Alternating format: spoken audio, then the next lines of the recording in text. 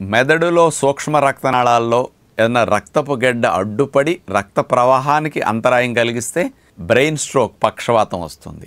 అదే గుండెకి రక్త సరఫరా చేసే రక్తనాళాల్లో రక్తపు గడ్డెల్లి అడ్డుపడి గుండెకి రక్త సరఫరా ఆగితే హార్ట్ అటాక్ వస్తుంది. ఈ రక్తపు గడ్డలు కట్టే ప్రక్రియ చాలామందిలో ఉండటం వల్ల ఇలాంటి ప్రమాదాలు జరుగుతుంటాయి. ఈ రక్తపు గడ్డలు అనేవి కట్టకుండా ఉండాలి అంటే ముఖ్యంగా సాల్ట్ వల్ల రక్తం గడ్డగట్టే పరిస్థితి పెరుగుతూ ఉంటుంది.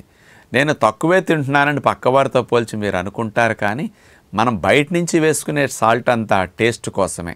ఉప్పుకి రక్తాన్ని చిక్కపరిచే గుణం ఉంటుంది, గడ్డ కట్టే గుణం కూడా ఉంటుంది. అందుకని ఎప్పుడన్నా మేకని మొక్కు దగ్గర చెల్లించినప్పుడు కోస్తారు చూసారా, బేసిన్లో రక్తం పట్టి అందులో ఎంత ఉప్పు వేస్తే ఆ రక్తం అంతా గడ్డ కట్టేస్తుంది 1 minute లోపు. అలాంటి ఉప్పును మనం నిత్యం వాడటం వల్ల ఎక్కువ రక్తం గడ్డలు వస్తున్నాయి. అంచేత ఉప్పు వాడకాన్ని మీరు ఎంత తగ్గిస్తే